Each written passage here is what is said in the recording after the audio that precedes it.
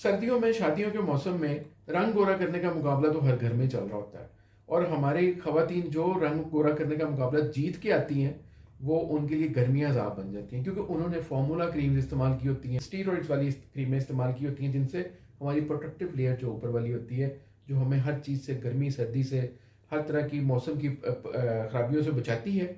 वो लेयर उन्होंने उड़ा दी होती है। तो उनके लिए गर्मियाँ किसी अजियत से कम नहीं होती। ऐसी खवातीन के लिए खुशखबरी है कि उनके ही किचन से 3 ऐसे इंग्रेडिएंट बताऊंगा जिसको सिर्फ एक होम्योपैथिक मेडिसिन के साथ शामिल करना है, और उनका वो ऐसा एक फॉर्मूला बन जाएगा जिससे वो इंशाल्लाह उनकी स्किन हेल भी हो जाएगी, और आइंदा उनको रंग गोरा करने के लिए कोई ऐसी वैसी क्रीमें इस्तेमाल करने की जरूरत नहीं पड़ेगी। और जो खुद नहीं बना सकते ये फॉर्मूला, उनको मैं फ्री गिफ्ट भेजूंगा सिर्फ डिलीवरी चार्जेस देने पर। उस वीडियो को मुकम्मल देखिए, उसमें एक कोड है, मुझे व्हाट्सएप कर दें, इंशाल्लाह वो क्रीम उनको फ्री आएगी सिर्फ डिलीवरी चार्ज